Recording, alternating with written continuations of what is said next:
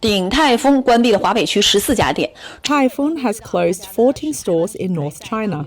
Those who have dined there know that this is a Taiwanese brand with 32 locations in mainland China. Their signature dish is the Crab Roe Soup Dumplings, priced at 100 yuan for 10 pieces. A serving of egg fried rice can sell for 80 yuan with an additional 10% service charge. The average per capita spending is around 150 yuan.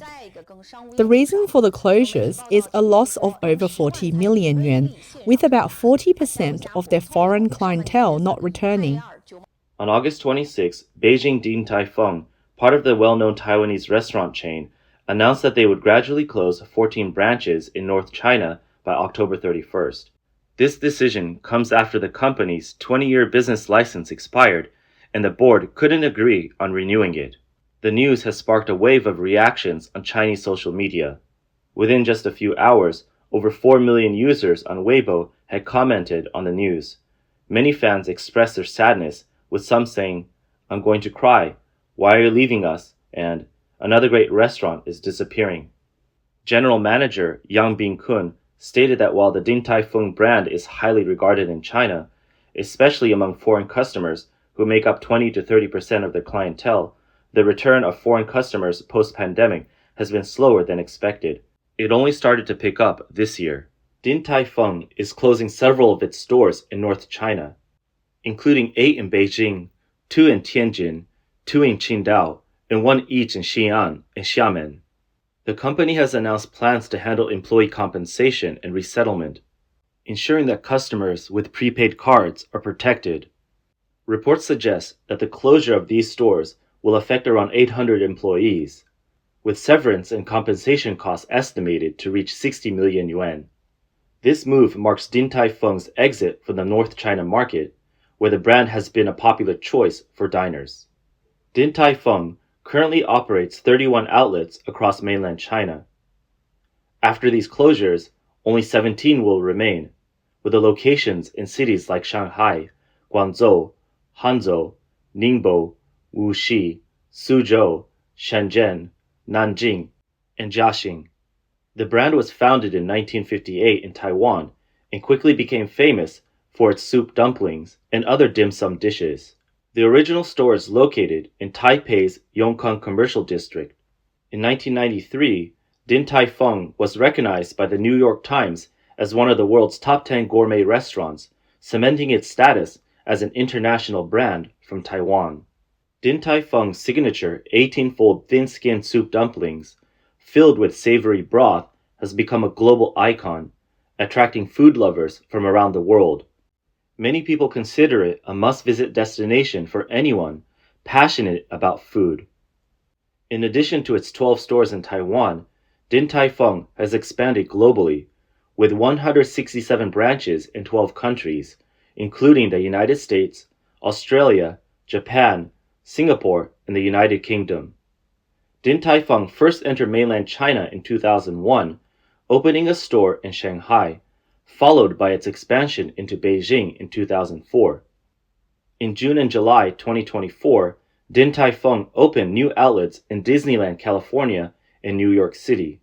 The New York location is now the largest Din Tai Fung in the world, spanning over 740 square meters and situated between Times Square and Central Park.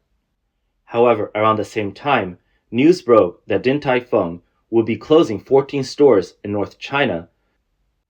Yu Haiqing, president of Haiqing Media Group in Guangdong, noted on Weibo that when Din Tai Fung first opened, business was booming, but now it seems people can no longer afford it.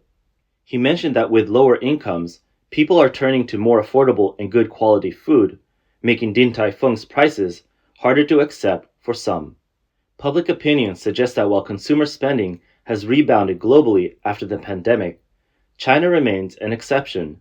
Weaker consumer demand is making it increasingly difficult for high-end restaurants to survive. Taipei-based economist and executive director of the Asia-Pacific Chamber of Commerce, Chu Da-sheng, commented that China's current environment is becoming less suitable for high-priced or luxury brands, particularly for foreign investors. The business environment is becoming increasingly hostile. A Taiwanese person from Kaohsiung posted on Facebook, "It's hard not to think that the economy in China is really bad when they close all their stores at once." Another person remarked on Facebook, "Leaving China was the right decision because the Chinese are once again living like poor people." Some netizens pointed out that Taiwanese businesses started withdrawing as early as 2016, and those who left earlier managed to preserve their profits. However, those who only began leaving in the past 3 years are mostly exiting at a loss. Chairman of Caixin Media, Xie Jianhe, noted that China, once a market coveted by businesses worldwide due to its 1.4 billion population, is now under immense pressure from internal competition. Xie believes that Din Tai Fung's withdrawal is fundamentally due to the financial struggles of Chinese consumers who are tightening their belts. He predicts that other Taiwanese businesses operating in mainland China will face tough times ahead, with 85 degrees Celsius potentially being the next to leave. 85 degrees Celsius is another Taiwanese multinational chain restaurant. In addition to coffee, tea, and cakes, they also offer smoothies, juices, gift items, and bread. The chain operates 589 stores in mainland China. On August 15, 2018, during a transit stop in Los Angeles en route to Paraguay, Taiwan President Tsai Ing-wen visited an 85 degrees Celsius outlet. This visit led to accusations by Chinese nationalists who labeled 85 degrees Celsius as a pro-independence business, sparking calls for a boycott. Under pressure, 85 degrees Celsius publicly declared its firm support for the 1992 consensus and its commitment to serving consumers on both sides of the Taiwan Strait, ultimately avoiding further political fallout. Public opinion holds that while 85 degrees Celsius managed to avoid political persecution by appeasing the CCP, its survival amid China's ongoing economic downturn remains uncertain. The weak Chinese economy, which has dampened consumer spending, is also severely impacting other segments of the restaurant industry. Chinese media reports indicate that high-end ramen shops, once popular in China, are facing unprecedented challenges. Nearly 30,000 registered ramen shops have closed in the first half of the year alone. The main reason behind this is a decline in consumer spending, with fewer Chinese customers dining in large shopping malls. Middle-class white-collar workers are no longer willing to pay for expensive ramen, leading to a closure of even moderately priced ramen shops, let alone high-end ones. According to a report by Hong Kong 01, Ajisen Ramen, considered the pioneer of high-end ramen chains in China, is among those hit hardest. The company's latest financial report for the first half of this year shows a return to losses, with a net loss potentially reaching 20 million yuan. The company's stock price on the Hong Kong Stock Exchange also experienced a sharp decline, with a drop of up to 22%.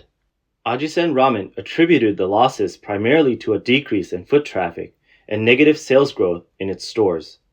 Ajisen Ramen was initially founded by Liu Tangxiang, a Hakka from Kaohsiung, Taiwan. The brand was later built up in mainland China by a Hong Kong businessman. Due to its name and signage, which resemble Japanese culture, Ajisen Ramen is often mistaken for a Japanese-owned company in mainland China.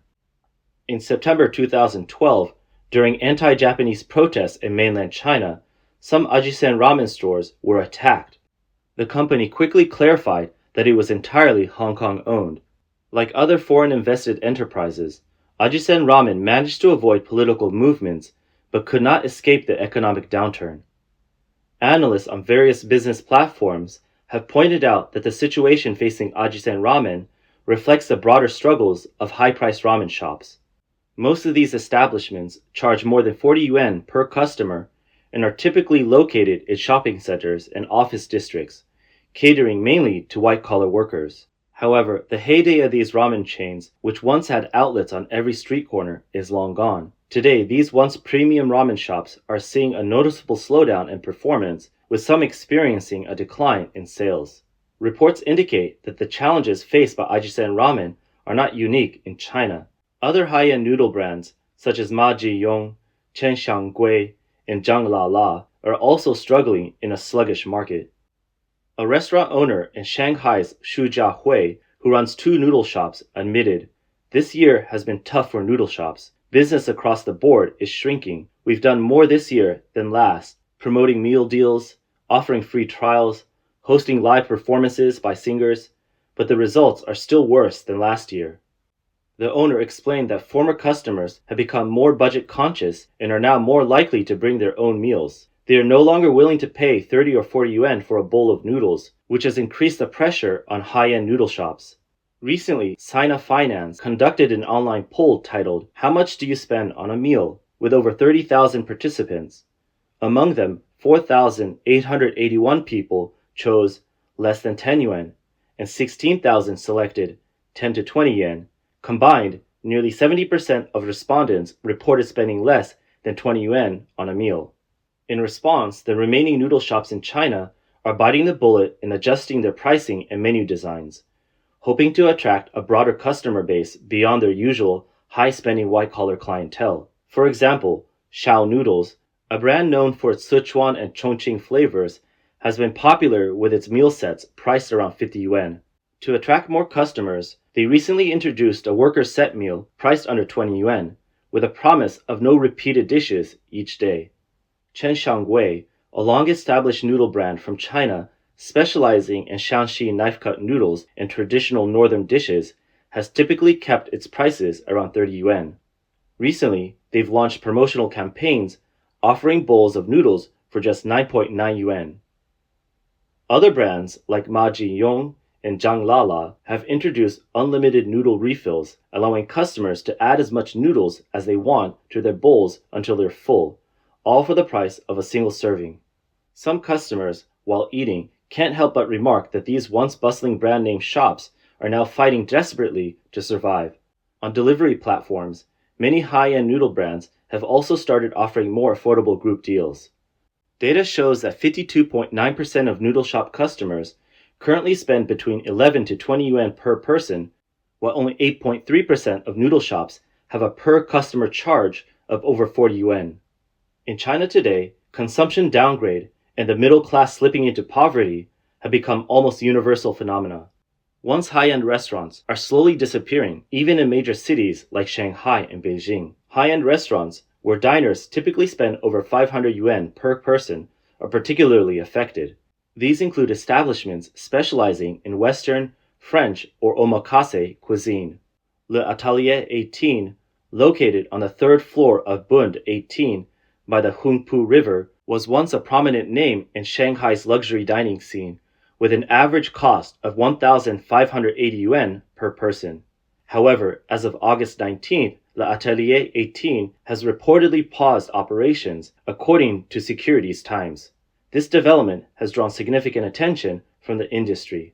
This year, several renowned high-end restaurants in Shanghai have faced operational difficulties. Restaurants such as KOR Shanghai on Nanjing West Road, Yuzi Lan on Zhulu Road, Oysteria Oyster Bar, and the renowned Sichuan restaurant Minglu Chuan have all closed their doors. According to data from Kanyin 88, over the past 5 years, restaurants in Shanghai with an average spend per customer exceeding 500 yuan represented 1.35% of the total number of restaurants, approximately 2,700 establishments. By July of this year, this number had decreased by over 1,400, representing a reduction of more than half. According to a summary report by the Shanghai Culinary and Catering Industry Association, in July, 61 catering companies with approximately 1,000 restaurant locations in Shanghai generated a total revenue of 1.5 billion yuan. This represents a 9.8% decrease compared to the same period last year, with the growth rate continuing to decline by 2 percentage points from the previous month. In response to the challenging market, an increasing number of high-end restaurants are adopting measures to attract customers by offering discounted set meals. For example, Xinrongji has introduced a poor man set meal priced at 398 yuan, while Maison Lamellos has added a nearly 200 yuan coffee soda to its reduced price set meal. EHB, known for its average set menu price of 4,400 yuan, has cut the price of its classic set menu by nearly 1/3 with only minor changes to the dishes. A restaurant industry insider, A. Chiang, commented, "The market is tough right now. Either lower your prices to survive or keep them the same and risk closing down." Since the beginning of this year, several renowned high-end restaurants in mainland China have closed. Notable names such as Chu Modern Cuisine in Chengdu, Tiago in Beijing, and Opera Bambana have either suspended operations or shut down entirely. Lao Sun, an expert on Shanghai's high-end dining scene, told Cai Yin 88 that starting around the fall of 2023, many upscale restaurants where their average spending was over 1,000 yuan per person have seen a significant decline in revenue. A 30% drop has become common, with some even experiencing a 50% reduction. Industry reports indicate that high-end dining is undergoing a significant shakeup, with more well-known brands or upscale restaurants likely to collapse in the near future. Many Shanghai residents are surprised that the city's high-end restaurants, once symbols of prestige that never lacked customers, have continued to struggle even after the pandemic ended, showing signs of prolonged stagnation.